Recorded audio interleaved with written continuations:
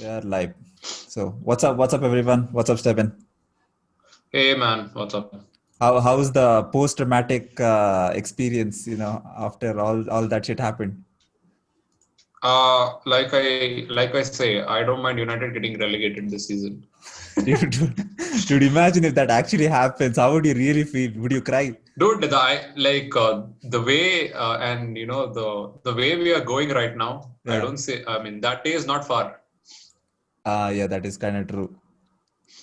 Yeah, But if we continue this trend, if yeah, we have this board, if we have the same management, yeah. the same style of recruitment, and the same style of tactics, Uh-huh. then that day is not so far.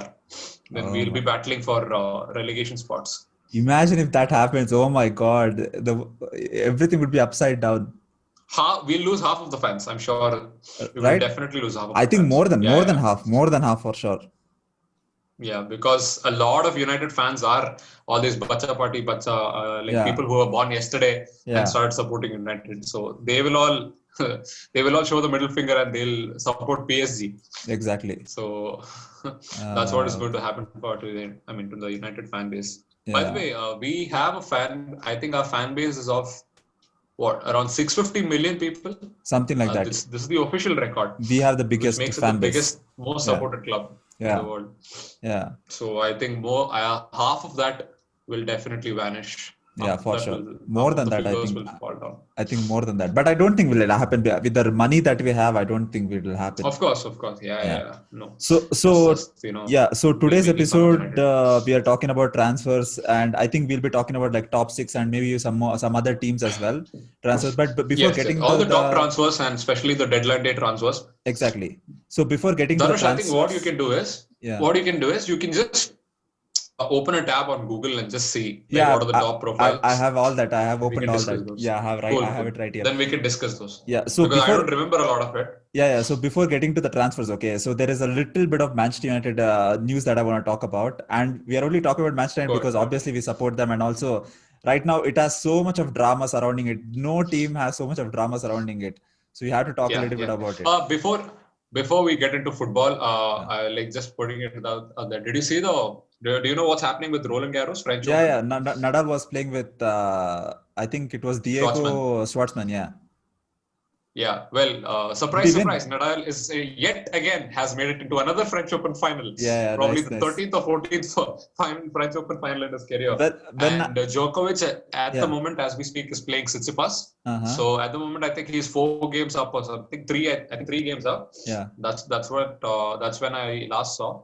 So he Uh-huh. was up 3 games, and I think it should be Djokovic's game. Yeah. So we can expect Nadal versus Oh, that's Rafa gonna be versus awesome. Djoko Yeah, that's gonna final. my Yeah. money's on Nada because Nada looks so strong. I actually watched the He Schwartzman hasn't dropped a match. set, by the way. Yeah, no, no. He I hasn't actually watched dropped a it. set. Yeah, He's been ruthless. in the third set he kind of looked like he might drop the set because he was doing some errors in that third set, but he actually won the third set.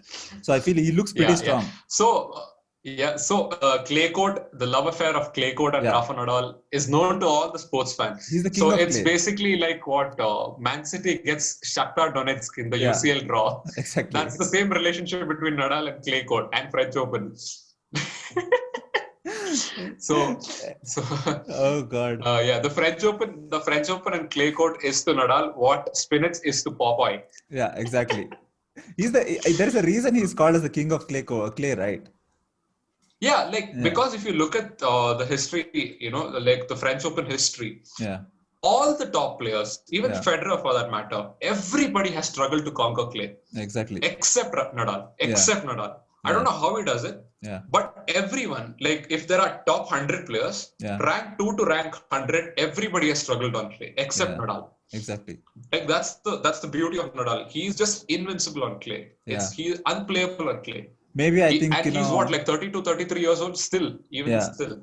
maybe I think after he retires, he should make a documentary. While I was a kid, I was playing with sand a lot. So No, that's why I'm I so good think with the clay. French Open should just be called Rafael Nadal Open. Yeah, The exactly. the Yeah, Grand Slam just should be called renamed after Rafa Nadal exactly, exactly. because it's a clear monopoly. Like there is nobody to even challenge him. I Yeah. mean, I thought what's his face dude? What's Federer's best friend from Switzerland? What's Wawrinka. his name? Wawrinka. Wawrinka had defeated Nadal once Yeah, in I think 2-3 years back in the yeah, semifinals. So that was one of the rare occasions when Nadal lost.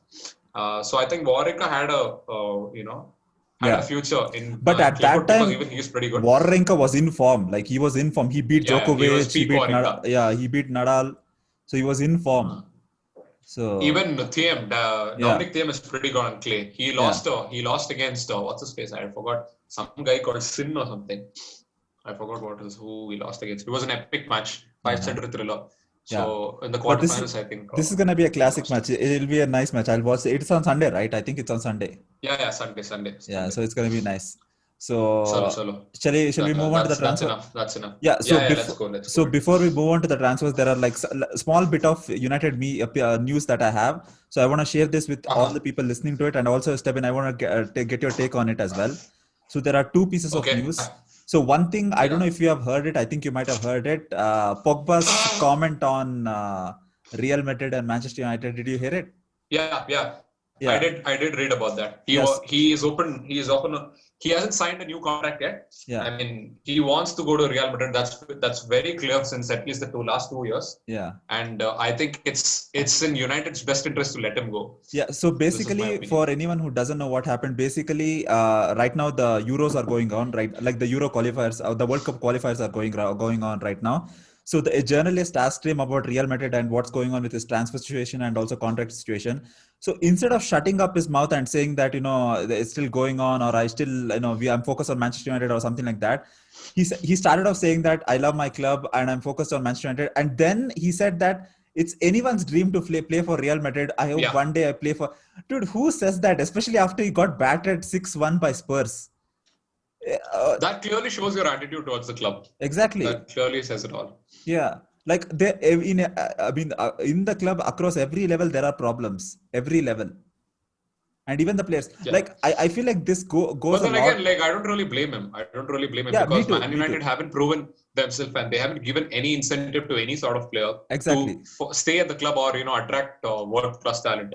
Yeah. So I don't really blame Pogba if he's saying that. He's being honest and candid. Yeah, but I know, but again, he needs to shut his mouth because he hasn't performed the level that everyone expects him to perform at United. He's been here for 4 years and he hasn't performed to at least like a 7 out of 10, 8 out of 10 performance. Like you have seen like certain glimpse in like 4 games or something like that. But other than that, he's not even matched his performances at Juventus. Right? Exactly. Like it's not even come close to that. Like at Juventus, he was just, my God, so good.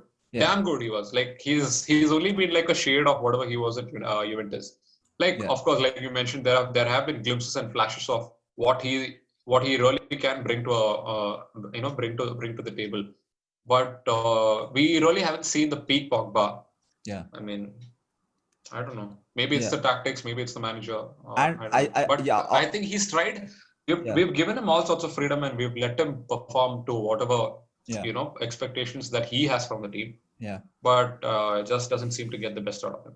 And also, like, I feel like again, like you said, I don't blame him as well because, like, if the hierarchy of the club don't have ambition to win the title, like, how would the players have the same kind of ambition to win the title? Like, just like all the fans, United fans want them to. Like, if the upper management doesn't want to win the title, why would the players want to? They just want to make money and they just want to move on. That's it. Yeah, they just want to sell more T-shirts, get in more sponsors. Exactly. That's all. Yeah. So that was one piece of news. And this news that I just saw right now before we started the recording, and that is, the Athletic, right, Stephen? I mean, I think everyone knows that. So in that, there is actually a pretty famous, I mean, he's a pretty very, very long article about the Sancho. Yeah, Sancho mess. I'm not talking about because I don't think we'll get into the Sancho argument later on in the transfer. But this news just came out, so that is, I think. Do you know a journalist named Laurie Whitwell?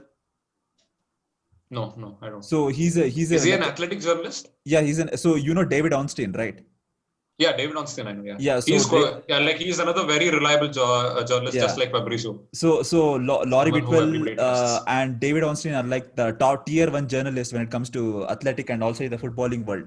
So they're like pretty serious journalists. Especially transfers. Yeah, especially transfers. So right now, Ornstein specializes in transfers. That I know. Yeah, so Laurie Whitwell actually has a source inside United, and some people around the players have actually stated that the players are actually doubting Solskjaer, And I saw this on OneFootball.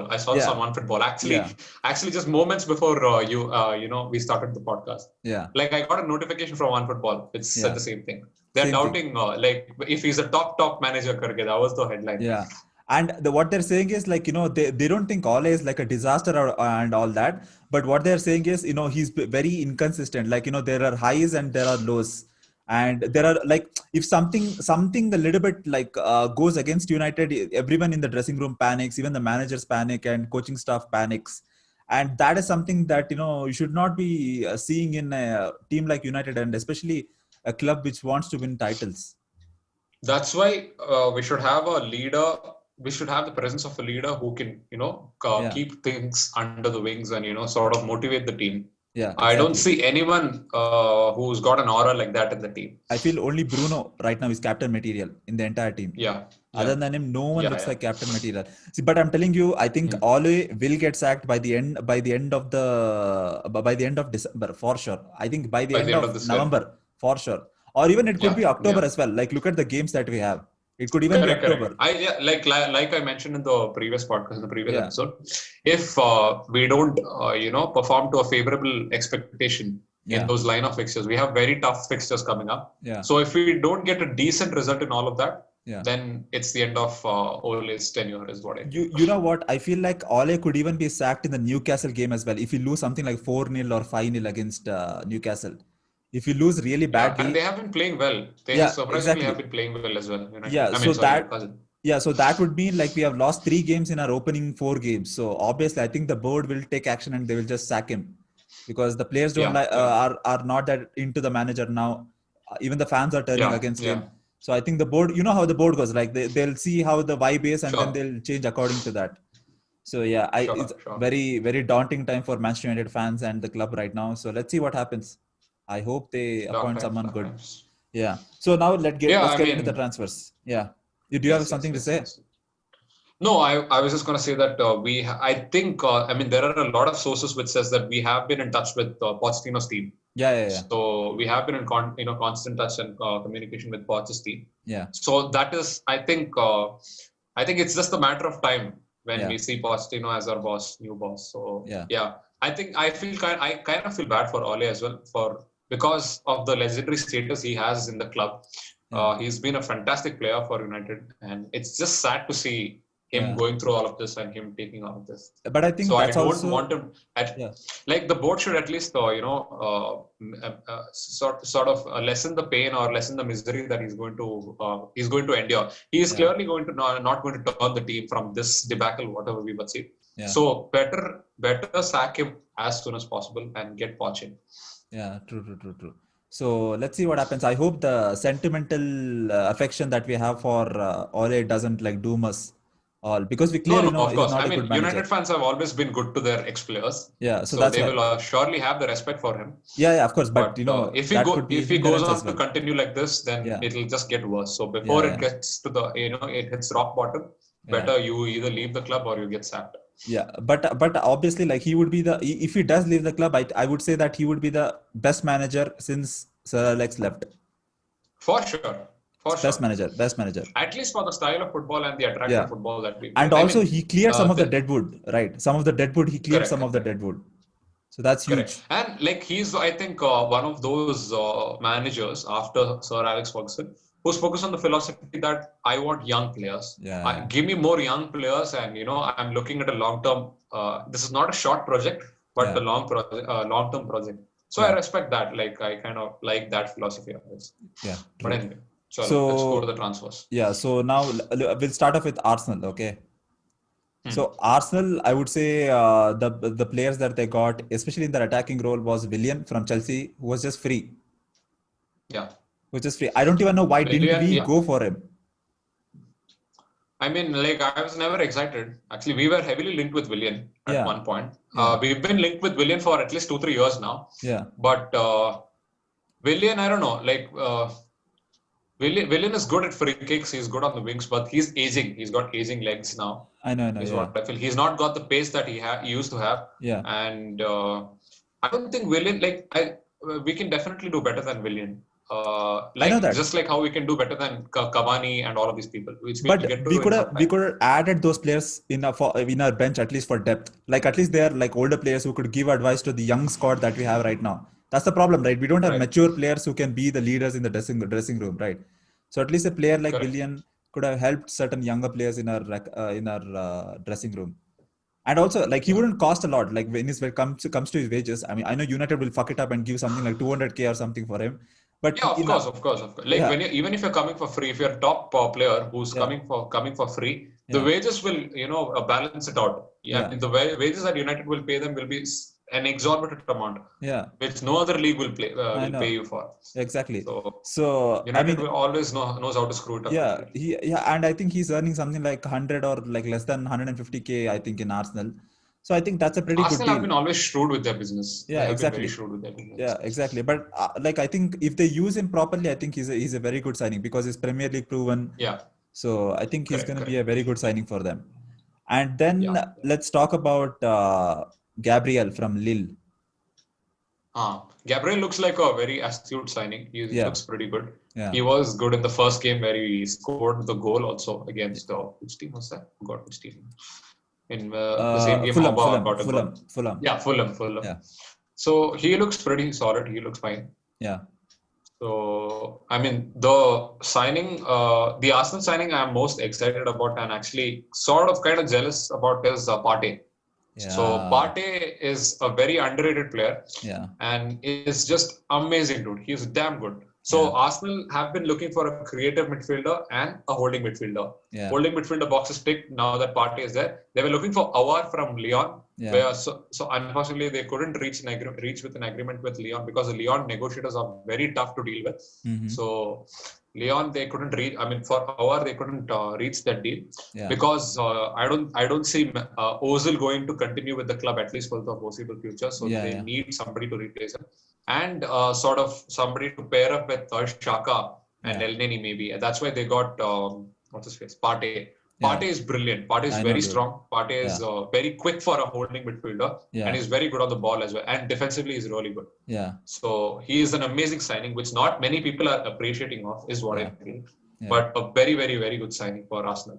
And yeah. they've managed to do it in the last minute. I think they just Mm. had 1 or 2 minutes left before they completed all the formalities. They actually started negotiating with Atletico Madrid, but Atletico was like, just pay the release clause. We don't want to negotiate anything. Yeah. So they just No, paid it. Arsenal always had the liberty to trigger the release clause. So they Yeah. waited until the last moment, actually. But And the word is that, that did yeah, piss off go ahead. Atletico, right? Diogo Simeone was Yeah, really angry by that. that's because Arsenal approached La Liga and Yeah, not Atletico directly. yeah, So they approached La Liga and they got really pissed off. The board was really pissed because they did that. yeah. I think And we because spoke La Liga about this. intervened, they had no other way. Yeah, I think we spoke about this, right? La Liga has that stupid, rule about, adding release clause to all the players in their Yeah. In the league. Messi episode, we had Yeah, spoken yeah, about yeah, yeah. We spoken about this. Yeah, so it's pretty stupid. Like I think they need to remove that. Until they remove that, La Liga won't become like Premier League. I think it has the potential to it. Yeah, become like very much like Premier League, where even the small team can beat Barcelona and Real Madrid. But yeah. if they, this is a pretty like I mean, putting in a release clause for every player that kind of creates an imbalance between the top teams and all the other teams in the league. So I feel like they need to Right. take that out. But again, yeah. So I would say Arsenal, even though they didn't have an amazing transfer window, I would say it's a pretty good transfer window. And I also, think the Thomas Partey deal tops it all. Like it yeah, completely balances it out, that I would negates say everything else. that is the best transfer deadline window deal out of every other team, I think. The deadline day transfer. Yeah, Correct. exactly. Partey is a very, very good signing. I hope he gels well. We And wanted they've him, been right? scouting Partey for many years now, And we actually. also They've been wanted him, scouting right? Partey for 5-6 years. I don't know. I don't really remember a point where United have been linked with him. No, But we were again, linked it's with him. United. We are linked with every player. Yeah. We are linked with players from ISL also. Yeah, So for sure. it comes as no surprise that We are actually linked him. with LeBron James and even like people in Yeah. basketball and every other sport We as are well. linked with So Virat Kohli and all. Virat Kohli yeah, might yeah, start playing for United again. Usain yeah, Bolt might start playing with United. So exactly. it's no surprise. Oh God, So what a shambles. yeah, so actually, Arsenal have had their eyes on have had their scouting eyes on Partey for since 2011 apparently. Yeah, So that's what I read about him, and but an they've awesome managed signing. to finally go. Yeah, but yeah, an of course, awesome signing. definitely. Man. He's Awesome signing. 27, but still it's a very good signing. Very good signing. I think he has more than like 4 or 5 years in him to give for Arsenal. Easy. Yeah. So that's Easy. not a problem. So Arsenal a pretty good window. Like if you had to rate Arsenal window, like what would you give out of 10? Much better than United anyway. So I mean, I would give it a 6 every or team 7. in the league would be better than United. So forget about that. So imagine United has 0 and imagine every other. Yeah. I mean, Chelsea has 10. Chelsea has 10. Chelsea has 10. Yeah. Yeah. Purely from a transfer perspective, yeah, of course, 10 they have. Yeah. But, so what would you give Arsenal? So I don't know, maybe 6 or 7. 6 only because of Partey. Otherwise, I would have rated them 4 or 5. Okay. What about Gabriel and 7 also maybe. they got William Saiba? I mean, not William Saiba. They got Saiba as well. Saliba, not Saiba. Saliba looks like a good signing. Yeah, he's a young. Who's the other player? There's a player called Saka, right? An English player. But he's an academy player. He looks pretty good. Yeah. He made his England debut also this midweek. He's one of those wonder kids who is put along the brackets along with Greenwood Correct. and Foden and all those people. Yeah. Oh, he also scored for Arsenal in the last game week. Yeah. So he's a pretty promising youngster. I mean, just like how we have Greenwood, they have Saka. So it's a pretty promising for them. So let's see where that goes. So you would give them 7 maybe out of 6 10. or 7. 6 or 7, right? Yeah. 6.5 I'll give. Let's say. So I think 7 for me as well because looking at their team, I think they have strengthened pretty well. So I think they can actually go for top 4 with this team. Yeah. No, especially and with they have a good manager also at their help. Exactly. Who has some good plans. So they have a system now, so they can actually shoot for the top 4. Yeah. Right. So moving on to Chelsea. I mean, Chelsea, it's a no-brainer. We've discussed this at length. Chelsea's they've had some really they've had probably the best transfer window for them. Yeah. But it awaits to see if as a team they can click and they can deliver the results because Werner hasn't scored. Yeah, for you in one game also. Yeah, for you, who would be the top 3 signing that Chelsea has signed in this transfer window? Top 3 signing. Oh, that's tough.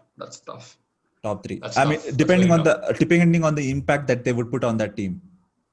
Yeah.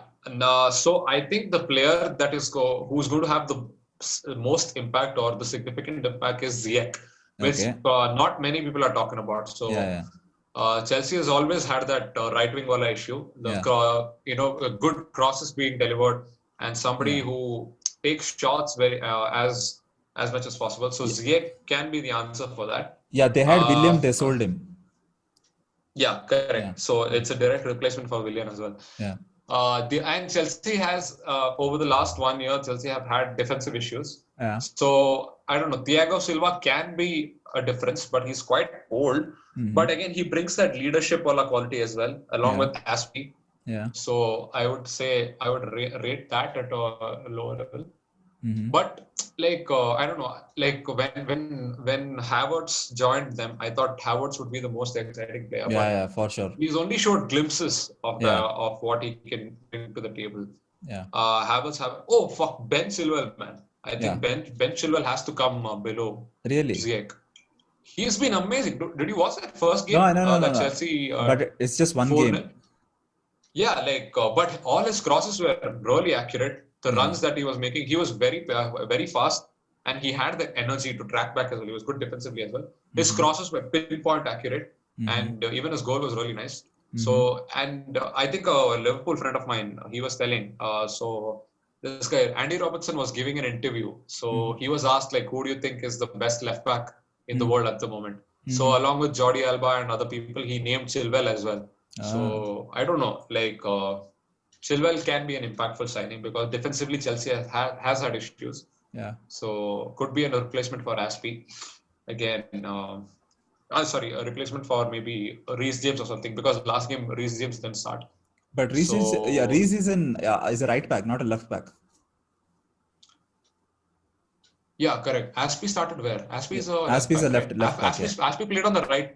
Aspie either Aspie Equita actually plays either. Yeah, actually is a right back, correct? Yeah. On the left, Alonso plays on the left. Reece James. Alonso plays on the left. Alonso, correct. Yeah. Well, Alonso also was supposed to move to Inter on loan or something because after that 3-3 draw against West Brom, Yeah. He had a fight with Lampard screwed him up completely in the dressing room. Yeah. He scolded him and he humiliated him, it seems, apparently in the dressing room, asking him why did he not track back, and because of his errors, I think one or two goals were conceded in that. So because of that strain in the relationship, there were rumors that he might go to Serie A. So that didn't happen. That was actually that was actually one of the talk of the deadline day transfer, that whether he will go to Serie A or not. Inter reportedly had interest in him because Conte and ex-Premier League players, that relationship. Okay. So that work out. So he will be staying put at Arsenal. So yeah, so I think Ziyech and Chilwell maybe. And Werner, I don't know. Werner hasn't looked the part. He's been drifting a lot deeper. And he's been playing as winger and central attacking midfielder. I don't know. He hasn't shown that striker wala quality. So I don't really know if he can be a very impactful signing. I would maybe say, I don't know. It's because yeah. Go ahead. No. Finish what you were saying. No, maybe it's because the team hasn't gelled well as a unit, and they haven't had enough game time or enough practice time to stick together as a team. Yeah, it's just together and 4 games, right? It's just 4 games. Yeah. So maybe. Yeah, for me, I would say, and I'm going back like 3-2-1. I would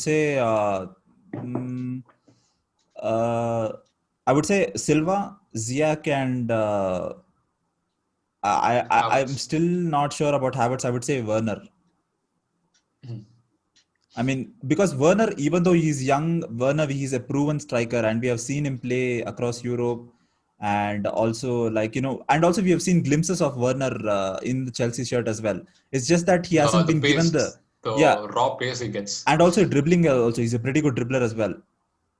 But we haven't seen the quite enough service for him so that he can actually put it into the back of the net, and that's because Havertz hasn't been playing well, right?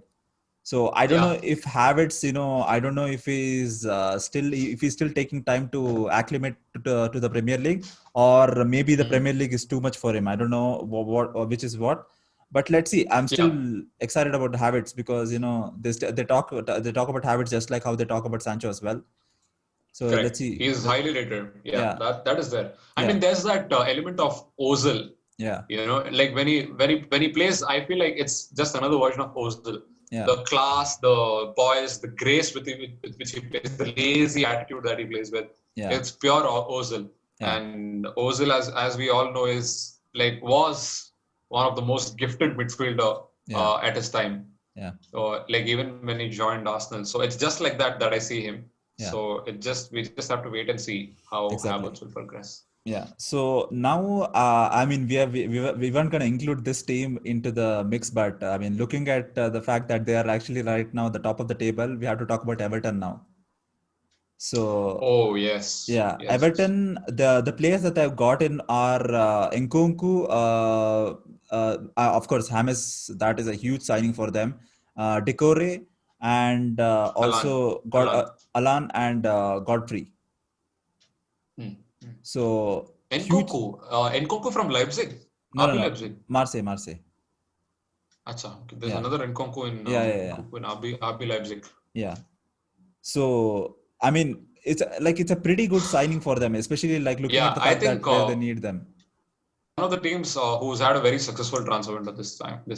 And also James tops it all. I think James can be probably the best the signing of the season, maybe. And also the most strategic transfer window that they have had, Everton. It's not like they just... That midfield looks deadly, dude. That midfield looks deadly. Yeah.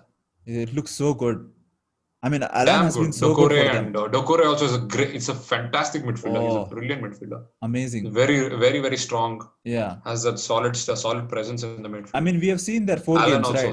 His influence on the team. Looking after the defense. I mean, James has been at the heart of all the goals they've scored. Yeah. Everything. He's had a hand in all of that. Yeah, that's because Decore has been keeping the midfield together, looking after the defense as well, making sure nothing gets past him. So they look deadly, dude. I don't know, Everton. I feel like they're gonna push for maybe even the title. You never even know. Especially quite possible. The way how the league is progressing right now can be possible. We'll get to know when they play against Liverpool in this next week. because that's when we'll Oh, know. it is going to be a mouth-watering clash, is what I feel. The Merseyside derby, we'll finally know if Liverpool can actually challenge for the I title. mean, Everton's best signing is the signing of their manager, Carlo Ancelotti. Oh, dude, So we should have that's gotten a him. marquee We signing. should have gotten him. Yeah. But we I missed mean, him. at this point, even Sarri would have been a better option for us than Ole. I know, dude. I know. Anyone is better than Ole now. Oh God. Anyway. Anyways, let's see. So, yeah. So I think Everton looks solid. Yeah, Everton looks solid, dude. I mean, amazing transfer, especially the way that they have done it. Really good. Correct. Right. No complaints. So moving on to Leeds. I mean, we have to talk about Leeds. Yeah, so Leeds. What are the signings that they've had? Yeah, so Rodrigo is one thing I know. Rodrigo, they signed Rafinha. He's a winger, 23-year-old winger. Rafinha, on the last day. Correct. Yeah. Rafinha was is he the ex-Barca winger? No. Ex-Barca player? No, not that Rafinha. No, this is the other Rafinha. He's a young, he's a young player. He's from Rennes. Okay. Oh, there's I mean, what's his face? I mean, Leeds also almost signed this kid from Bayern called Michael Sushians or something. I don't know what. Cousins or something. Michael Cousins. Okay. So everything was done. All the paperwork and all was done. He failed his medical. Really? And that led to him going back to Bayern. Yeah. Actually, Cousins is a very good midfielder. He hasn't got enough game time. Okay. Like he's openly told that I want to leave Bayern and go elsewhere. Like not many people say that. Like given it as Bayern, right? Yeah. Because he hasn't had enough game time. He said that I want to go elsewhere and play. And the deal was almost done. But he failed the medical, so he had to go back to Bayern, which is very, very sad. I know of that. So Rodrigo and Rafinha, I'm aware of. What are the other signings they've had? So they also Helder Costa from Wolves. We saw him play. Season? Yeah. We saw him play against Man City, right? Like on that right channel, he was putting in. He's been pretty good. He's been really good. And also the centre back. He's also there in my FPL team. I have him in my FPL team. Yeah, and also the centre back that they signed from Freiburg, Koch. Robin Koch. Yeah, Koch. Yeah, but in the first game, it was his error which led to the first goal. Yeah. So he considered the penalty and all of that. Yeah. In the first two games, he was a little dodgy. But I don't know. Maybe it looks all right. He will get better. Yeah, those were the signing. And also they were looking at Daniel James as well, but they didn't get their interest. I think it's good riddance if we get rid of Daniel James because I don't see a future for James at United. Yeah, but I would say that, like at United, I think like Daniel James has been played out of position, dude. Like he's not I think you have seen. He's not had a good manager to improve him. Exactly. Right? When you talk about Daniel James, I mean, the first 2-3 matches that he played for United, he scored like 3 goals and assisted 1 or 2 times. I think that's because he played on the right channel and he was good at cutting back and also like supplying the crosses. But then he transitioned to the right midfield position, and then he was terrible. He couldn't do what he could do, like running at pace, cutting in, and the defenders couldn't cope up with his pace, and also at the same time cutting in. It's pretty difficult for a defender to turn like that, and he was effective like that. Then Ole changed him, and that way he changed him in the second half of the season. He was an Ole signing, right? He was an Ole. Like you could say an Ole signing because actually Giggsy was the one who actually prompted everyone at United to sign him. Yeah. Just like how we got, I think it was Donny van de Beek. Yeah, from Edwin van der Sar. So I would say, I mean, he's a good player, dude. He could be someone like Valencia, with pace, obviously not like a beast like Valencia, but with that pace, running along the channel so that to create crosses and maybe scoring like goals. He could. But I think at the moment, what we need is not just pace, but a lot of creativity as well, which is what we are clearly lacking. He does have that. Like I've seen him play against Wales. Okay, like in this. But of all the games I've seen him, it's just pace. Like of course, the first few games he was really good. Yeah. But after that, he just makes basic mistakes, though. Basic decisions. Yeah, and also the decision making process in him. The intelligence. Yeah. I think that is something a manager could cultivate inside a player. Like correct. Yeah, I think that he needs the right manager, like someone, maybe a Pochettino or someone, he needs the right manager to cultivate that. There are so many players like even Bailly, like he's a very good defender, but at times. Oh, by the way, Bailly picked up an injury. I know. Bailly is injured. Yeah, so but screwed.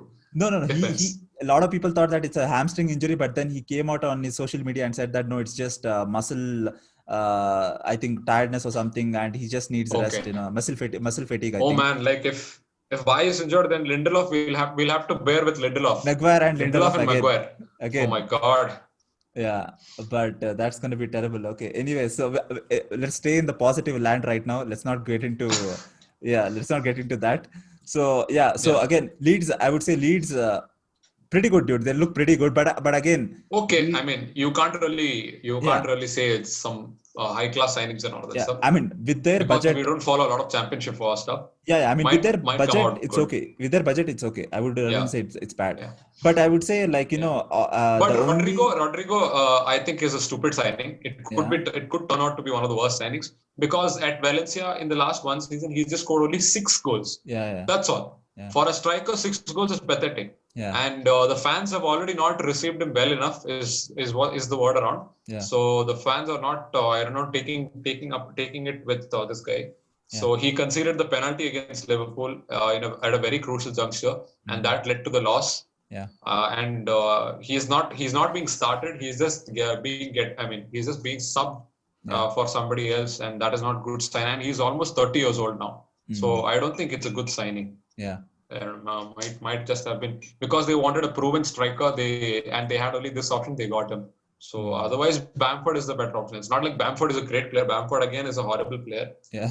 Because he misses some very he scored 16 goals in the championship, but he could have also converted a lot of other easy goals. That's what the report is. So they need a striker is what I feel. And also when it comes to Leeds, the only thing is like the fatigue. When will the fatigue kick in? That is what everyone is waiting for because that's just a matter of time now. Yeah, exactly. That players start picking up injuries. Yeah, exactly. So let's see. Hopefully, how long? Hopefully, they can keep up their run longer because obviously they deserve, especially with the way that they're playing right now. So Leeds, I would say it's an okay window, not that great, not amazing. Yeah. It's an okay good. It's an okay window. And moving on to Leicester, I mean, it's the same as well because they don't have a lot of signings. I don't even know, man. Like I haven't been following. So right now, they've only signed Timothy Castanha and from Atalanta. Oh, Castanha looks good. Yeah. Castanha looks good. He's been performing pretty well. Yeah. The games that Leicester have played. Yeah. So they've signed Castanha and also they've signed Under from Rome. Soyuncu, some guy called Soyuncu, right? Soyuncu? No. It's only Wesley Fofana from Saint Etienne. Oh. I don't even know who that is. I think we can move to the next club. Yeah, so so Leicester, I would say okay, not less than okay, but not as bad as United. Yeah, guys, we are not like analysts or any football scientists. We're just fans. Yeah, we just keep track of our team. That's all. Yeah, and maybe look after some other team, but not too much in detail. Especially with only the high-profile signings, like any other football fan would do. Yeah, exactly. Let's move on to Liverpool. Liverpool, I think we all know the signing that they made. Oh, yeah. I mean, like. We need somebody in United's recruitment team who's like the Liverpool recruitment team. Yeah, I don't know how they make such astute signings. Every year they get the right person in the team. Their director of football, dude. I think his name is Andrew something. I've heard his name. Their Liverpool football. Yeah, even I've heard his name. I don't. Yeah, their director of football is actually a very very good director of football. Michael Edwards.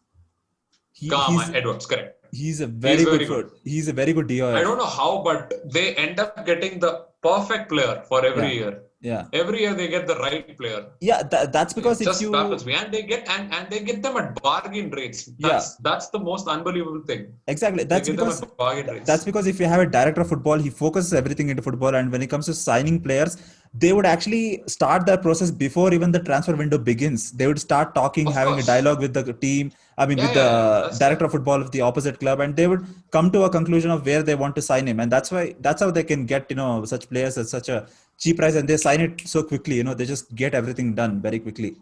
But I think we could all agree that the best signing that Liverpool has made is Thiago.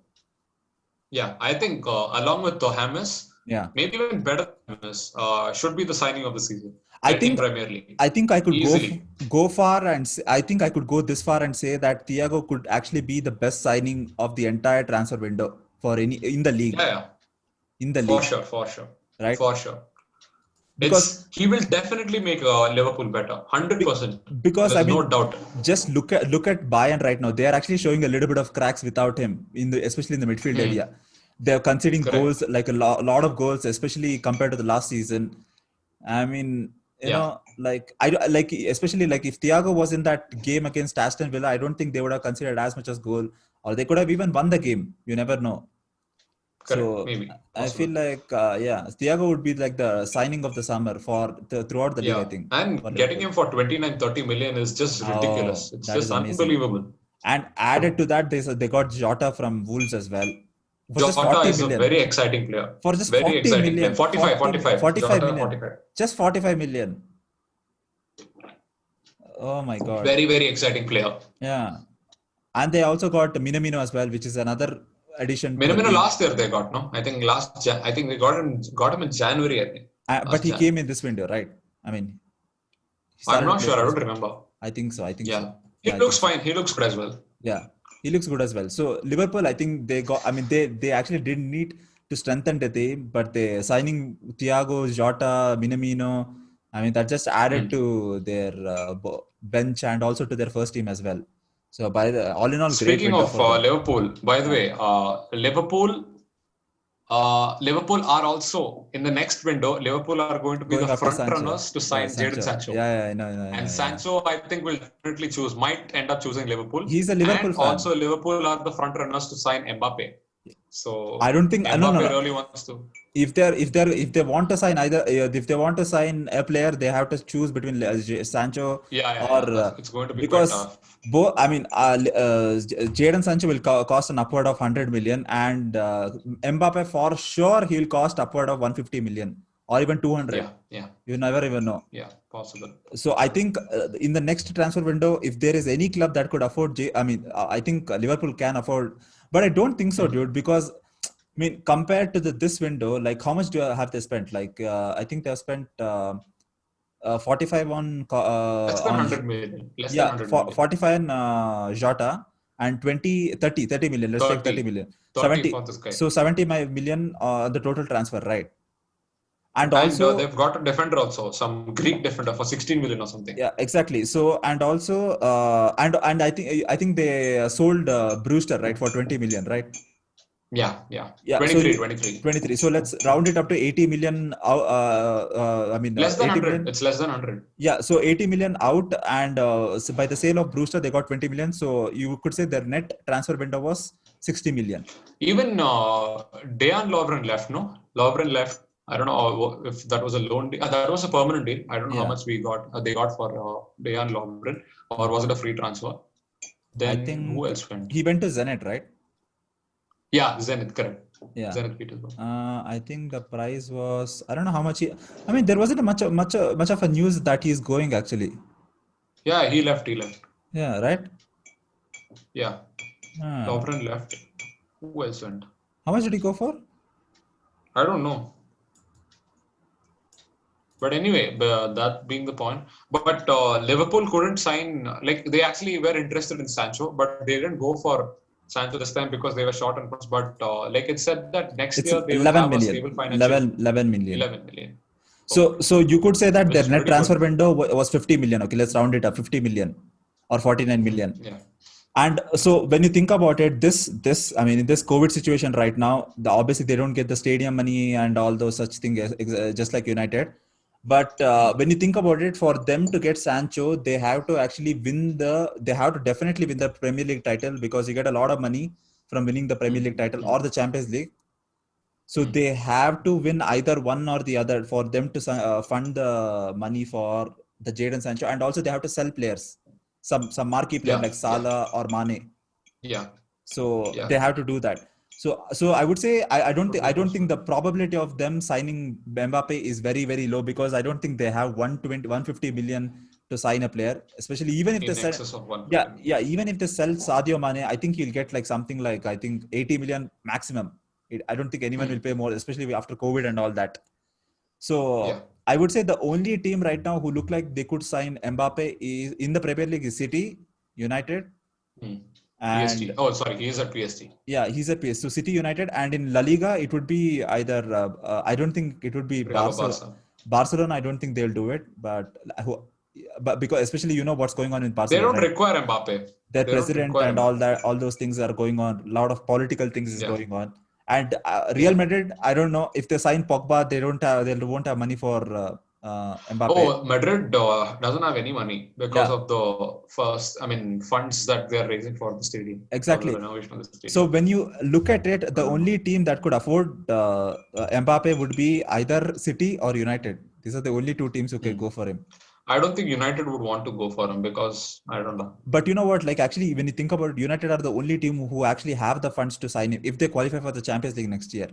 Because But again, that's the point. I don't think Mbappe would want to come to United. No, I know that.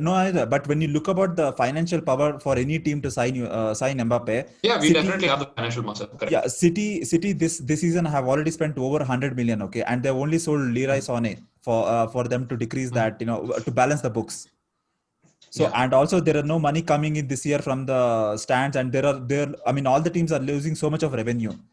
So 5 million per match. At least. Exactly. So the only team who haven't spent a lot of money in this year is United.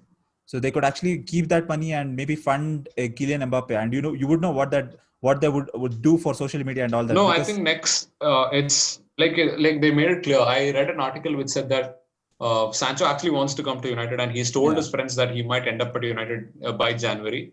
But again, January looks unlikely. It can be shifted or postponed to the next summer. You know what, dude? Like, I don't believe anything that comes out in the press or anything about United transfer news. Because look at what happened with Jadon Sancho. Correct. Yeah, exactly. But anyways, do you think we'll sign Sancho next? We'll get into that. We'll get into that. So we'll finish up Liverpool. Yeah. So we'll get into that. Yeah. So moving on to Man City. I mean, again, dude, these people have ruined the football league, dude. Ruined it. No, their obsession with finding the right central defender, centre back is just annoying. It's just amazing. I've heard that they've spent upward of 300 million on just centre backs. Just 400. More than 400. Yeah, just on centre backs. 400 million. And none of them have delivered. And this is the reason. Fuck all. Yeah, this is the reason why people hate Manchester City, because they're ruining the league with money. Yeah. But have they made football exciting to watch? Yeah, I mean, of course. But again, at the cost of what? Yeah, not financial fair play. Yeah, oh, dude, that doesn't even exist. Forget about it. Yeah, FFP is a joke for clubs like PSG, City. Yeah, exactly. Yeah, but I would say, I would say that in this transfer window, I would say their best player actually is Ruben Dias, because he actually looks like a pretty good player. Yeah. He did well. He did well in that game against Leicester. When I saw him playing against, you mean Leeds, right? Sorry, yeah, Leeds. Yeah, when I saw him play against Leeds, I was like, why did we sign Lindelof instead of? We could have just gone and signed him instead of signing Lindelof. Yeah. Just got the wrong end. Ake also looks okay. Yeah, Ake also looks okay, but Ruben actually looks pretty good. Like, he was actually pretty good in that defensive line. Yeah, he was pretty good. Correct. So he looks good. And they also signed Ferran Torres. Yeah, what do you think about him?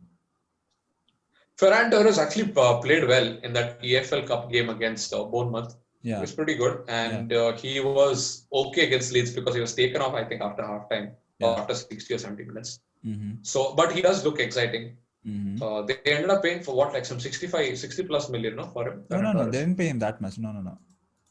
And which club is he from? Just check. Valencia. And for what fee they signed him? Valencia. I think they paid some 40 million or something, I think. Okay. Oh, I think he's the replacement for Sane. So he looked all right. So let's see. How much did I pay for him? 20 million, dude. That's it. 23 million. That's it. Torres, really? Yeah. Very, very less. Yeah, very less.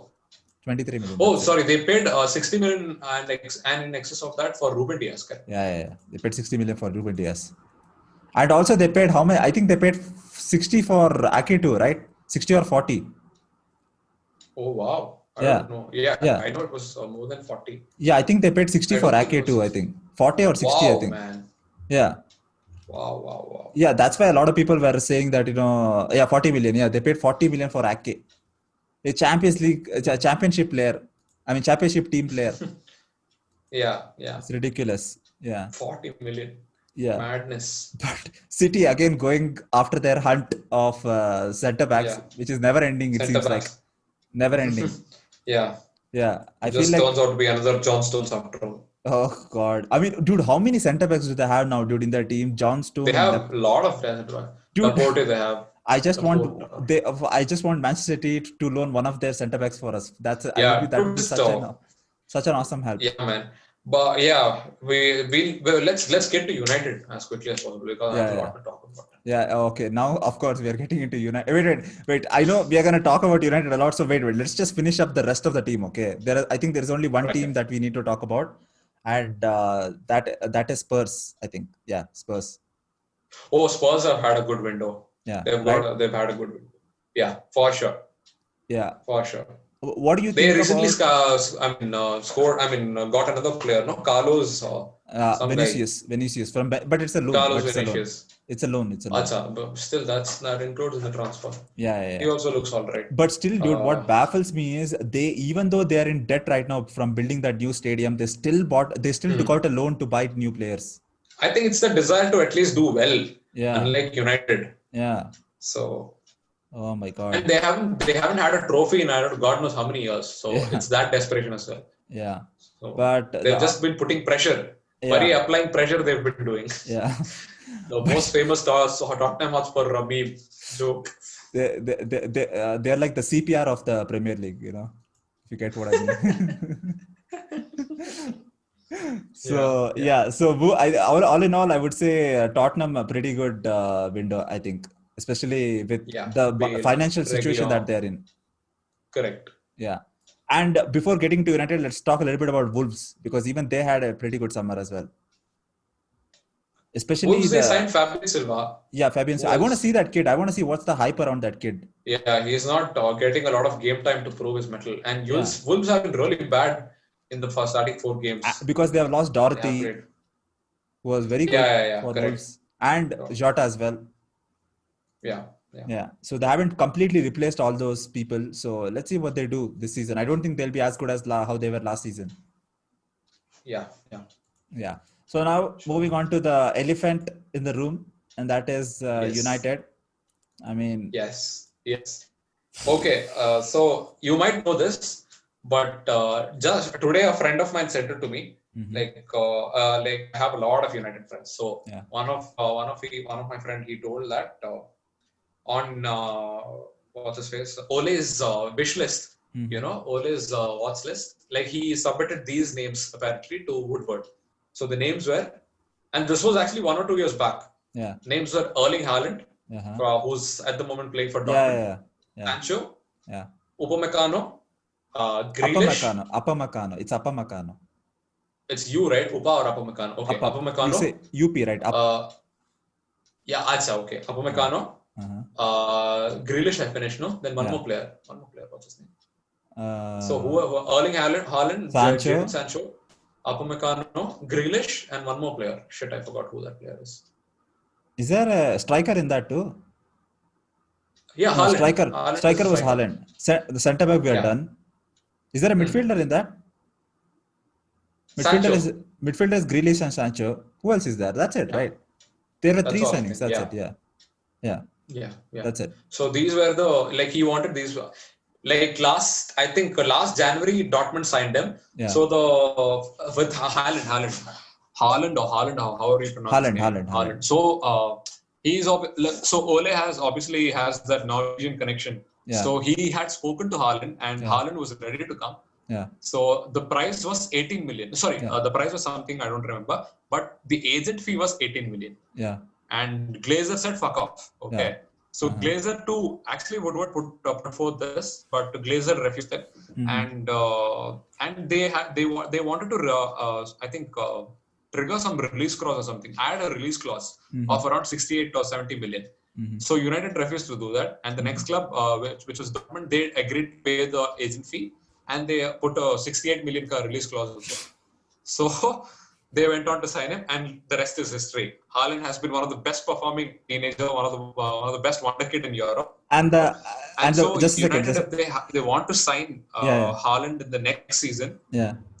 Yeah, go ahead. No, I was just about to point out that, and the irony is we paid 10 million for Cavani's agent. How does that? That's a United. How does that make sense? Just Okay, Enroll yeah. yourself in an IIM college. Write the CAT test and take a business course. That's the best thing you can do. Oh God, such stupid So moves, dude. So continue, yeah, yeah. continue, yeah. So they didn't invest in Haaland, and look what happened. Yeah. So now, if they want to buy Haaland in the next summer window, they have to pay in excess of 68 million Yup. minimum. Yeah. Minimum. So that we lost. Yeah. Grealish, I don't know. So Sancho or who was it? Dude? No, so the Grealish deal, we didn't do it because the Villa put out that price tag of 80 million, and no, I mean we weren't willing to pay 80 million. Which even I feel is just Yeah, overpriced. even me too. Which Yeah. even I feel is too much. Yeah. But I never knew Grealish would go on to perform this well. Yeah. But it's just the starting 4 games of the Premier League, so yeah. Remains to see how he'll perform. But this is I'm a little skeptical of Grealish. Yeah, but this is the problem with United. Like, if you had a director of football, he would have already spoken with Grealish beforehand, before like even getting to the transfer window, and he wouldn't have signed that new deal that is signed in after the season ended, right? So he would have already like said that I don't want to sign this because I want to go to United because I've already spoken to them, and he would have come for a lesser price. But again, the stupid things happen with United. Yeah. So the Sancho deal. Oh. Actually, Woodward pushed for the Sancho deal. Yeah, I know. It was Joe Glazer who refused. He was like, no, 100 and so the initial offer was 80 million pounds plus add-ons. Yeah. That was instantly rejected, outright rejected by Dortmund. They were like 108 or nothing. Yeah. But Glazer being Glazer, he's like, no, 108 is too much for somebody who is going to be the best right winger in the world in at least the next 2 years, and who is a long-term prospect for United. So Glazer was like, fuck off. Nay, I won't give you the funds. Yeah. What can Woodward do? Like, you can't, like, you can, obviously Woodward can take a lot of blame, but it's not just Woodward's fault, right? If the funds are not being sanctioned. And it is going to piss not just me, but all the United fan base if any other club ends up signing Sancho next season. I'm going to be damn pissed. I'm going to be super pissed. Yeah. Because we publicly made the announcement saying that he's going to be our top priority, and we fucked up even that. Yeah. We did not end up doing that. And instead, who did we get? Some Uruguayan kid who I've never heard of. Facundo Pellistri or something. And some Ahmad, what is his name? Traore or something. Some guy. Yeah. The Atlanta kid. Yeah. And they are 18-year-old kids who do you think will come to the first team of United in Premier League? 18-year-old skinny kids. So, and by the way, did you read that article in The Athletic that you just mentioned? No. Like, we'll have to pay a premium for that. I read the first small paragraph of it. So they're like, either pay the amount or you can screw up. So I didn't read the article, but I got to know what the article was all about. Okay, so hear this out. Okay, and also like people who didn't read the article. So how this actually began was Dortmund. The 108 million pounds that the price tag was set on Jadon Sancho, that wasn't the initial price tag. Okay. Actually, before the pandemic, the price tag was 142 million pounds. That was the price tag set on Jadon Sancho. But then coronavirus happened. That's why Dortmund actually gave us a discount on that price tag. So they decreased it all the way to 108 because they knew that the pandemic happened and obviously you can't pay 150 million pound for Jadon Sancho. So they decreased it and they said that we are going to give you August 10th as a deadline. Finish all the deal, finish up everything, because after August 10th, we are not gonna let you sign Jadon Sancho because they also needed time. The David Ornstein podcast. Yeah, exactly, because they also needed time to finish off a replacement for Jadon Sancho as well, and they needed a player like that kind of caliber as well. So it takes time to find a player like that. So they said that August 10th is done, but United actually approached them before August 10th. Okay, but they gave out a really like pathetic offer, which your development was like, fuck it, okay. No, the first offer that they made, which was 80 million plus add-ons, that was towards the end of September. Yeah. Like, that was how arrogant they were. Yeah. But so United were very arrogant that. Yeah, but before that, Dortmund will definitely take a different offer. Yeah, but they were very confident. So what happened was before that they were obviously talking with Dortmund about all this, what the price is going to be and all that. So they thought that August 10th was just a bluff. They'll decrease their price as the window goes on. They'll get desperate and all that. Correct. If you're any kind of board or any kind of administration in any football club, if you're going into a transfer window and if you're signing a player of a specific club, you have to look at the history of the club. How do they do dealings? how do they go on in the transfer club? And if you look at Dortmund's history in the transfer market, they do not budge in their transfer. Yeah, they are very shrewd and very shrewd. tough negotiators. They're very stubborn. They're very stubborn. They don't move from their position. So obviously, United being the dumbasses that run our club, they didn't take that into account. So what happened was they actually thought that they were gonna make them sweat and they're gonna wait it out so that they'll decrease the offer. Obviously, Dortmund didn't do that shit.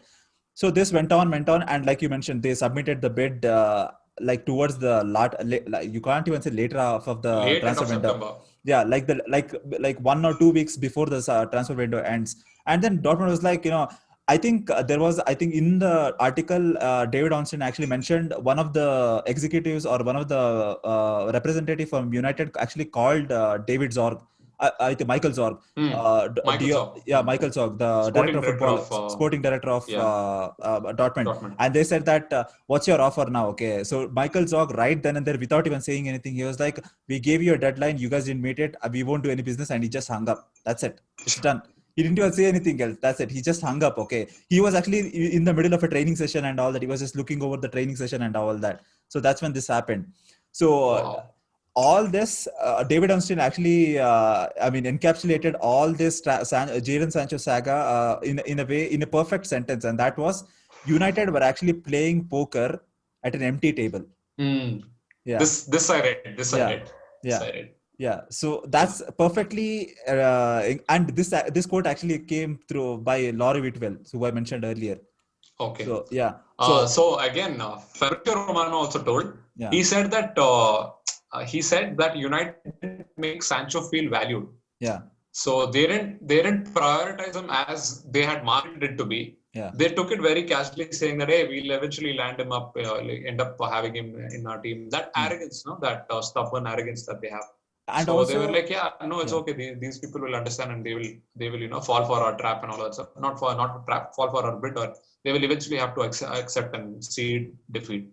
Yeah. Turns out it didn't happen, and Sancho is actually considering a move elsewhere right now. Yeah, because what I've heard was, I have my doubts that we are gonna sign him in the next transfer window, because he what Sancho's the people who are close to Sancho, what they were saying was, Sancho actually felt kind of hurt because he thought that the bids that they were putting in actually felt like he was being undervalued by Manchester United and wasn't being taken seriously. This is what Fabrizio Romano told. Yeah. So that's why he was pretty hurt by what United did in the transfer window. And also, forget about Jadon Sancho. I feel like this is even a bigger remark for Manchester United, because now if United go into the transfer window, this actually puts on ripple effect for United to throughout Europe and throughout in the entire footballing world. Because when United come asking for you, a player will be skeptical whether they are really serious or whether they're serious in signing me. I don't know what's going to happen when they come and ask me. There'll be doubts whenever United wants to approach a player, especially a world-class player like Jadon Sancho or anyone else, because they'll have a host of options to choose any other clubs in Europe.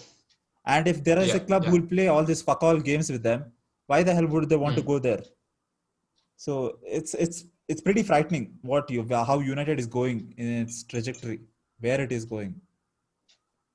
And that's the problem, right? Like you mentioned, definitely have to change. Like you mentioned, Joel Glazer actually, rejected that notion of signing Sancho. That's a micromanaged our club is. And I actually wanted to talk about this. Okay, so we'll get into the transfer of United, and that is so I actually saw this in one of the Athletic article, or I think I saw a video. I don't know where exactly this video was. So the reason why we don't sign a lot of players, and the reason why we don't go after a signing, is because our club was bought in, I think, 2008, right, by the Glazers, right? So so the Glazers actually bought our club through debt, right? They actually borrowed money from the back, and that's how they buyout. Yeah, exactly, right. So they actually borrowed certain portions of money from different sources. Okay, so one of the sources, I think it's called as BOA, Bank of BOA. I think it's a bank in America. Bank of America. Yeah. Bank of America. So they actually got Bank of America and Merrill Lynch. Yeah, so they actually took out a loan of around 300 million. Okay. So that 300 million, you pay an installment of 65 million. And they show a profit of 65 million every year, right? Yeah. They will. Did you watch this on T4 Football? Yeah, T4 Football. The T4 channel. Yes. Yeah. So they I have saw the to, same thing. Yeah. so they have to show the money, show 65 million throughout every single year. And if they don't do that, they actually, like, obviously they can come and they can take their money whenever they want to the bank from the Glazers. Yeah. So what happens is, so they have to show 65 million every single year. And for example, if they don't have 65 million in a particular year, they will actually be given like a excuse, like a write-off, saying that it's okay. But this can only happen in a consecutive year. So that means it can't happen one year after another year, only consecutively. 2 years. Yeah. So this actually kind of explains why we we go into the Champions League 1 year and then we don't sign anyone, and then we go out to the Champions League. This actually properly correlates with how the you could say EMI works with how the Glazers have set up, right? Because if this clause is there in the contract where you can show where you can't show 65 million in your contract for a consecutive year. I mean, United have shown consistently profits in excess of 65 million. Yeah. It's not like we haven't. We've always met the financial obligation. Yeah. But I don't know. It's just that the Glazers have been putting rather than investing it back into the club, they have been putting money into the pockets, into their own pockets. Yeah. They haven't put their own personal wealth at all. I don't think they put even £1 out of their personal wealth into United. It's actually crowdfunded. It's the debt and the interest that they get back. They earn more interest from this debt, from this leverage buyout, than United gets profits. I mean, that's what the rumor is. It's like if you take out the Glazers and if the fans themselves, like how Bayern Munich is run, like it's a fan-owned club, right? Yeah. Like all the Bundesliga clubs. Yeah, exactly. If a fan, for example, if some like 2 or 3 ex-players, if they fund the club, they could just run the club day to day, because you could just leverage the club again. Like if the Glazers are doing it, why can't any other person can do it? United is a much more complex financial system. I don't think any players can fund. No, I know that. And run the club and all. What I'm saying is any other person can come and take a loan out of United and then make. If this is the model you're being correct, if this is the model you're following. Because the Glazers aren't putting anyone who's going to, if we are going to have a potential owner in the future, then he will also want to do the same thing, right? Yeah. And also, like, what I'm saying is, like, it's so, like, the way that they're running it, it's so easy. Like, anyone else can come in and they can also leverage the club and they can, fund the club. Okay. It's what they're doing is not something genius. They're actually, what they're doing is United is basically a cash cow for them. They're taking out money every single year. I mean, until now, they have taken 1.5 billion, I think, from the club. That's 1.5 billion of the fans' money that they have taken out to their own pocket. Yes. And I don't know, dude, how long they will do this. Like, I just want some other, like, I think there were talks about Mukesh Ambani. I mean, a lot of fans were actually asking Mukesh Ambani. This is rumors. Rumors. Dude, but how amazing that would be. Amazing, dude. He has the financial muscle to buy United. He can easily buy United. He's worth what? I think he's worth 80 more than 80 almost billion, 50 billion. 80 no, billion, not 80 and all. I think he's 80. Not 50, almost 50. No, not 80, not 80. But for sure. Whatever, even if he was 20, even if he was 20, he could have bought United. Easy. He can easily buy Man United. And also, like, I think if he buys United or any other sporting club, he'll have that ambitions to win. I mean, like, look at Mumbai Indians in the IPL. Like, they have won so many trophies. And even the ISL. The ISL is actually Ambani, drive, right? Yeah. It's an Ambani initiative. So they're doing everything that they can to promote ISL in the leagues of, in the realms of Premier League and all the other top and also, like, if they buy United, imagine what that would do to the football scene in India. Yeah. That would, like, transform the Indian football scene. Exactly. There would be academies opening. I mean, there are already academies in India. I mean, but he should seriously consider buying United. Yeah, because he could actually if the Glazers can milk so much money out of it, imagine what Ambani can do with all the. And he's got a great strategic team. He's got a fantastic strategic team who's got also great thinkers. United could actually ripple its influence throughout his other business as well, and also the exposure of the Ambani group. Across the globe, I wish, dude, if Ambani buys it, that's gonna be so amazing. Free tickets for all the Indians coming from India. Free tickets for the Ambani family, not Indians. Yeah, that is true. But anyways, then in future you will see Chetri managing United and all. Oh, that would be. No, I don't want that. I don't want that. So Yeah. So moving on to the rest of the transfer of United. Donny van de Beek, dude. What do you think about him? Looks like a good signing, but only if he's given enough game time. I mean, Yeah. if you're Do starting you think in the shitty next game? players ahead of him, then there is no point buying him. Yeah. Do you think in the next game he should start on behalf of Pogba? He should 100% start. Right. He should. I mean, Pogba can be benched for a while. He can start. He should start. So I feel like he needs to be benched, dude. I mean, he hasn't been playing well. And Donny, every time he has come on, he has played really well for United. He has scored one goal. Yeah, correct. He's that clever intelligence that is required from a midfielder who gets into the right spaces. He's so intelligent. That is very evident. Yeah, he's so intelligent. Yeah, the kind of runs that he makes, he's very intelligent. So we need that kind of a mind in our dressing room and also on the pitch as well. He can possibly be the next Mata, maybe, Mata-esque player. Could be. And I think I don't know. Scholes was like that, but Scholes could see passes like, no other players could. Dude, Scholes is just, like there is no player which will ever come to Scholes. So there is no point in comparison. One of the legends of the game. There is no point you can compare. Yeah, one of the legends of the game. There's no point in comparison. Yeah, there will never be another Scholes. Like in the Premier League, let alone Man United.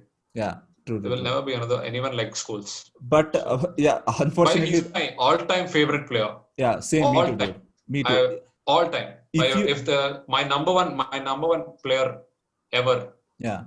If anyone asks me, name me the best midfielder to ever play in the Premier League, hands down, Scholes. No other player. Yeah. I mean, he's my all-time favorite player. It's not Ronaldo or Messi or whoever it is. It's Paul Scholes. Always have been. Yeah. That's awesome. So, moving on to the next signing, that is Edinson Cavani. What do you think? Man. I think it's one of the worst signings. Really? I've never liked Cavani because unlike what people portray him to be like a great goal scorer and all that, he misses twice the amount of goals he scored. He misses some of the easiest goals. He misses absolute sitters. So he misses tons of goals against shitty teams. So, and he hasn't played in 7 or 6 months now. He played only 8 games or 7 games in the last season for PSG. And he scored 4 or 5 goals. That's all. Yeah. So, and he's 33. He's the perfect example of a panic buy. Yeah. That's all I'm going to say. He's probably one of the worst signings, and I have no expectations. As a fan, I'm not happy with this signing at all. Yeah. So it's just the signing is purely to make the fans happy, to make the fans keep quiet. So my expectation when it comes to Edinson Cavani is only that I know he's not going to score a lot of goals, but if he does, that would be awesome.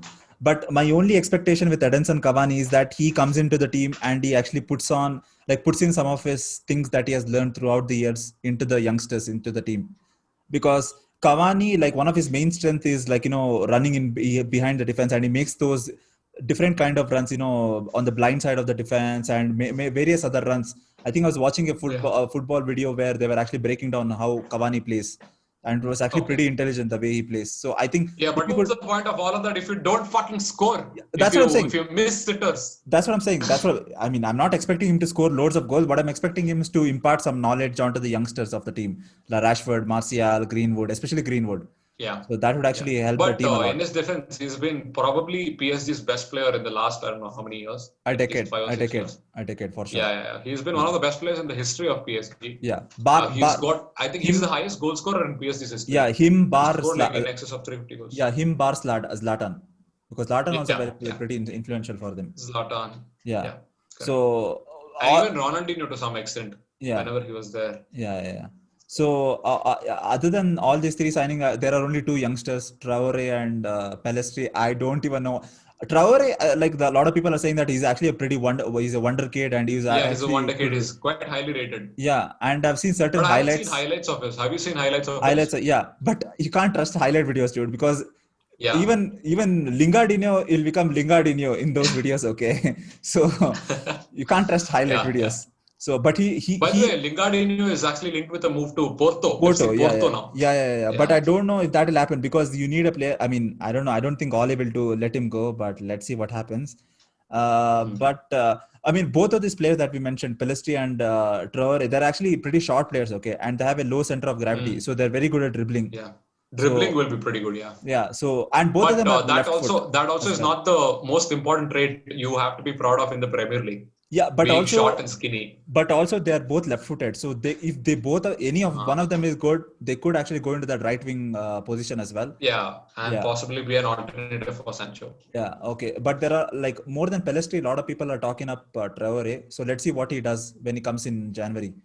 Yep. So and also we have Sure. paid a lot of money as well. So it's going to be quite exciting to see a That youngster. though it's included if you are linked with United. But I don't know. By that time, irrespective of whether you get the game time or not, you will have a solid life. Yeah, a very for sure. amazing, lavish lifestyle you'll have for the money you are being paid. Millions in your bank account. For sure. Yeah. But I don't know. So by what that are time, some of the other significant signings? Yeah. What about in Europe? Let's talk about Europe. Yeah, that's what I was just getting to that. So Barca failed to sign Depay. Yeah. Because they couldn't sell Dembele to us. Yeah. So Dembele is like, I don't want to sign with United because I'm looking for an exit out of Barca in the next year. So no United. Yeah. So that didn't happen. So Depay, I think they could have got Depay for just 20 million had they sold Dembele to us. Yeah. But that didn't happen. Yeah. But they made some decent signings and they look solid at the moment. Yeah. Like they have started pretty well under Koeman. And man, what a player that kid is, dude. Ansu Fati. But they did lose one match. So good he is. Who? Ansu Fati? Ansu Fati. Oh, dude, he's good, dude. He's so good. Man, what a kid. He's so good. Dude. He's so good. He's really good. He's going to be the replacement for Messi. Like many people are saying that. Like after Messi leaves, no? Maybe he's going to be that marquee big thing. That's a bit too much, but he's very but no, but many people are telling that because first of all he's a La Masia product. And he's insanely talented. He's too good. And he's been scoring some amazing goals. Yeah. He has been really good, even not just for Barcelona, but also even for Spain. Like he scored recently in the last game or last two games, he scored a hat trick as well. That was his debut, no? I think he recently debuted for the Spanish. Yeah. So I think the second game, Adama Traore also made his debut. Yeah, exactly. So I think he actually, along with Mbappe, he's a future contender for the Ballon d'Or. So he's that good. He's that good for sure. Dude, Ansu Fati is the only kid who scored more goals at the age of 17. So that's more than Ronaldo, Messi, and Mbappe. Yeah. Even they didn't have as many goals as he had. He's just 17 years old. Yeah. Which is unbelievable. True. And he's playing in the first team of Barcelona, dude. I know. So that's how good he is. That goes on to show how good a player you are. That goes on to show how special you are. And do you know how much his release clause is? I think somewhere around 200 million, no? Yeah, 200 million. Yeah, and United wanted to buy him. I'm like, oh, what is this? Dude, it's okay. If he had bought him, it's okay. It's okay. Pay the 200 million. I don't care. I think you can pay 200. But I think his career will get fucked up if he comes to United. Yeah, that's the problem. Given our policy, given our tactics and all that stuff. Yeah. But see. And also, like Bayern Munich, they have Sané now. What do you think about that? Oh yeah, but Sané again picked up an injury. So I think he got injured again. And also, they made that deadline day signing. They signed the Douglas Costa. Oh yeah, he back to Bayern. Back to Bayern. Back to his former club. So, what is going on with Costa, dude? Yappa. But Costa has been pretty good for Bayern and for Juventus. He was really. But still, like the way he was. Also, Bayern signed Choupo-Moting from PSG. What a mysterious dude that guy is. From Stokes, he went to PSG. He did something and all. Then he went to Bayern. Dude, what a mysterious trajectory of a career. He's an enigma. He's like who is that player? He's like Giroud, dude. Giroud. Yeah. Giroud was an Arsenal. Yeah, correct. Yeah. And then he went to. Now he's been linked with MLS clubs and all. Giroud. But he recently scored a hat trick for France. How? Yeah. How is he linked to MLS and now? And he captained the national team also. Exactly. Dude, Giroud's always been that, mysterious kind of striker. Sometimes he doesn't play well. Sometimes he plays he'll end really up giving results. Yeah. It's very weird. Yeah. So Bayern have signed certain players, but Dortmund haven't signed any, I think. They signed Jude Bellingham, no? Yeah, they've signed, but that was like already done in January. Dude, what a guy that kid is, dude. Oh, amazing dude he is. He's like if you've seen his tackles and all that, no? He can play anywhere on the midfield, first of all. Yeah, that's why we wanted to sign him. He's very good attacking. That is another player we missed off. That is another player we missed off along with Haaland. Okay. Yeah. And he's a 17-year-old dude. Yeah. I don't know how Dortmund identifies these talents, but this kid is too good. Bellingham is incredible. If you've seen it, like he is obviously very good attacking wise, but he is too good defensive wise. If you've seen his tackles and all that really stuff, good. He is really so good. fearless. Like it doesn't feel like he's a 17-year-old kid. He just goes and lunges into the player. Exactly. Brilliant player. Amazing to watch him play. I love that guy. Yeah. So good. So I think, but like I think in the Premier League has been. I mean, the Premier League is the only league where there has been a lot of signings, right, compared to every other leagues around Europe. Yeah. I think there has been signings in excess of $1 billion. Yeah. Dollars or euros. Pounds. 1 billion. No, not pounds. It was either dollars or euros. I saw somewhere. Okay. Start I read. Yeah, that's because this season there was a lot of signings. There is that much of money in the Premier League. That's why. Yeah. But other than that, not a lot of signings to talk about when it comes to outside Juventus, Europe. I think they signed Federico Chiesa, which is a very good signing. He's a good player. They also signed Arthur as well. I think one of the signings of some 70 million for him. Yeah, a really good transfer. Yeah, I don't know why. And Pjanic went to Barca. I don't know why. 72. Arthur went for 72. Yeah, why? I don't know why Barcelona let him go. He's such a good player, dude. What's going on with Barca? That's one of the most mysterious and one of the stupid transfers. For Pjanic. The swap deals, between Pjanic and Arthur. Yeah. Even Juventus was surprised that when Barca asked for Pjanic. What is going on with Barca? Arthur was one of the best players for Barca in last season. Yeah, layouts. Sign him, dude. Yappa. Extreme they have. Oh my God. They signed this guy called Barca signed this player called Serginho Dest, no? Serginho Dest. Yeah. The right back, I think. Right back, yeah. He looks okay. He looks okay. That's more of a Ronald Koeman signing. The Dutch influence. And Suarez leaving Barca and going to Atletico Madrid. Atletico Madrid, yes. Another major signing, which not many people are talking about. He didn't want to go, but still they kind of forced him. Yeah, there was a video of his where he was driving away from Nou Camp and he was crying. Yeah. It's so funny. Yeah, Papa, dude. But I think he'll play really well at Atletico Madrid. He still has this. Yeah. I think he's still there. I don't think his skills are still fading away. So I think he's still there. He's still good enough for Europe. So I think that's going to be good. Yeah. But other than that, is there any transfer? I don't think so, right? Anything in the Dutch league? Nothing, I think. Not a lot of moves. Europe, Madrid didn't sign anyone. No. Madrid didn't sign anyone. Yappa. What is going to go on with them? I think even Odegaard came back last season only, right? Yeah. I think in January he came back. Yeah. I don't think even Leipzig did sign anyone. Leipzig, they actually, because it is very sure, it is 100% sure, Upamecano is going to leave Leipzig next season. Signed so they center forward. An 18-year-old. It's a centre back. Centre back and centre forward also. Yeah. As replacements for Upamecano and Werner. Yeah. But the centre forward was Alexander Solerot. Correct. Centre back from which team? I read it somewhere. No, Crystal Palace. Crystal Palace. Yeah, Solerot. Yeah, he was on loan, I think, in some Italian team. And and also this is actually a big signing. They also signed Justin Kluivert from the. Oh yes, loan from Roma. From one of the Serie A clubs, no? Roma, correct. Yeah. Yeah, from Roma. Oh, he's a very good player. He's a very good talent. He's a very good talent. Son of legendary Patrick Kluivert. Yeah, Mourinho wanted to sign him actually. Oh yeah. I've seen that video. Yeah. Where he goes and hugs the kid and he's like, You come to us, you play for us. Exactly. I've seen that video. Yes. Yeah. But let's see, dude. I don't know what's going to happen in the January transfer window. Who do you think? Do you think United will get anyone? I don't know, dude. I mean, that kid is going to come, obviously. Imagine if our season goes bad, just like how it happened in the last season. It's already gone. It's already gone from bad to worse. Like how it happened last season, where we were like I think 12th or 8th by the beginning of the transfer window. Oh yeah. I'm expecting at least like we'll. I don't know, dude. I think we might finish well outside top 10. Who do you think we will sign? Do you think we might sign Jadon Sancho in the next transfer window? I'm hoping so. I'm hoping we still have I don't know. I think Sancho still would want to come to United because again, it's England. Most of his friends are at United and all the other cities as well. So another club is heavily linked with is Bayern. So Bayern also can sign him. I don't think Bayern will end up paying 108 around for him. Because they've always done smart business. So and they signed Sane as well. They've signed Sane as well. Correct. Yeah. No, not just that. Bayern always have been very smart with their transfers. They've had very good. They've got really good board members, recruiting team. They've been very smart.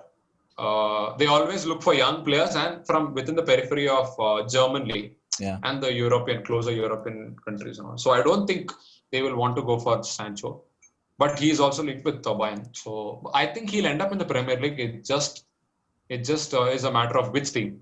So the only way I see United signing him is definitely in the January transfer window, because if it goes to the next transfer window, summer transfer window, there is no way in hell we can sign him. Liverpool will end up signing him. Yeah, there is no way in hell we can sign him. Klopp has already spoken to Sancho. Klopp has already spoken to Sancho. So I think if we can sign him, January is the only window we can sign him, and we have to sign him because I don't think we'll sign Upamecano, because I think we are so stupid that we'll wait for the release clause which will kick in the next transfer summer transfer window. No. So Upamecano's release clause is 36 million. Yeah, so that will activate in the next summer transfer window. Correct. Yeah. So I think United can sign for him. United, no matter, even if you're spending 60 also, it's okay. Get Upamecano, because but I don't think they will. One of the best central defenders. I don't think that, dude. I think they're stupid enough. They'll wait for the next transfer window and they'll activate the release clause. That's how stupid United are. So I think they'll go for Sancho. United desperately requires a centre back, but I think they will go all out for. I don't think they're smart enough. So I think they'll see. Oh, Sancho, we can only sign him in this window. Upamecano, we can even sign him next window. Don't worry, Santivity. I meant that's what I meant. I don't think they'll sign him in the January window. Maybe in the summer window they will. Yeah, for sure. But in the January window, I think the only player I see coming to United is Jadon Sancho. Other than there is actually so right now the domestic transfer window is still open, right? That ends at I think October 16th, till October 16th. Yeah. So I think United are they've looked at Ismail Sarr. Ismail Sarr has said 40 million, 50 million are. But I think Watford have refused. No, they have refused. So they want 50 million. This is because he's the first team player and he's the key player. No, they actually want 40 million. We have actually bid in 40. They have actually want 50 million. We bid 40 million. They refused it. So, so actually there is one defender that is actually pretty good in the championship, and that is a Swansea defender. His name is John Rondon. Spurs are actually trying to sign him. Of this guy. Yeah, Spurs are actually trying to sign him, and I think he'll be actually pretty cheap. So if I think United want a short term, like maybe you could say short term or long term. For the 1 year project, Yeah, exactly.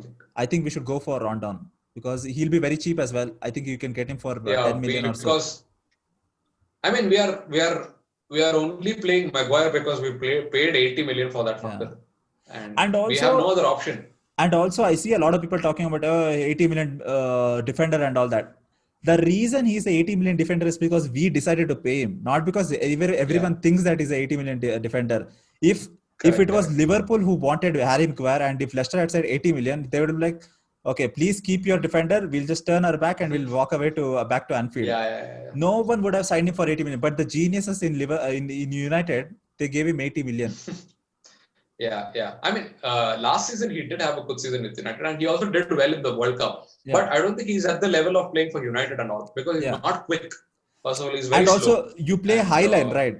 And he can't play that high line. Like if you the reason we played so well in the lockdown is because we actually stayed back so that the attackers could counterattack the opposition. That is the reason why we scored so many goals, right? And also we didn't concede a lot many goals. But this time we are playing a lot higher. I mean, much higher line. So let's see what happens. I think, I don't think there's any more transfer news, right? That's it, right? Yeah, we can wrap it up. So so that was the transfer roundup. Hopefully we got like all the people that were important and a lot of people were interested in. So so I think let's see what happens next week. There is no football. I mean, this week there is no football. Yes. So the Champions League, when is it? I think. The first round of match will start, no? October, this week. Yeah, after the international break. Right. So this week there is no football. So next week, I think week. And the January window is not so far also. It's just 2 months away. Yeah, so exactly. We will be back. Journalists like Ornstein and Roman and all will be busy again. So it'll be fun to watch that. So I think in the next week episode, I mean this week, because there is a football video, the only thing I think. Yeah, we don't have to do an episode. Once the Premier League starts, I think. Yeah, we'll only do one episode. That's it. We won't do 2 episodes for a week. So we'll just do one episode because we'll talk about Formula 1. Also what's going on, what happened with the French Open as well. French Open, yeah. And hopefully any other cricket news, if Stephen has any cricket news. I mean, IPL is very boring now, so it's okay even if it. Oh, by the way, tomorrow is the very interesting South Indian derby, CSK versus RCB. Okay. We can talk. Hopefully talk about that in the next episode. Hopefully, if it is a good game, we'll talk about it. Yeah. If it's like one of these fuck all games that is happening every day, so then we won't cover it. Yeah, exactly. So I mean, we are talking as if like we are some big podcasters and all, but yeah. Hey, dude, let's pretend. Okay, it's actually the corona is already there, so let's at least pretend that it's yes. Yeah. We just signed a deal with Spotify. Yeah, Spotify, so exactly. Yeah. If you want, you can follow us. Yeah, it's 101 million, just like how you donate for Ganesha. It's 101 million. Shagun. Yeah, exactly. Shagun. Yeah. So make sure you subscribe to our podcast, listen to our podcast, and also our YouTube channel as well. Spotify, whatever other podcast platforms you listen to. Exactly. And also, that's it for this episode. We also have another podcast with two of our other friends, Anku and Meghna. It's called Match Podcast. So check that out if you have time. Yeah. That's about it. So that's about it, right? We'll see you in the next one. See ya.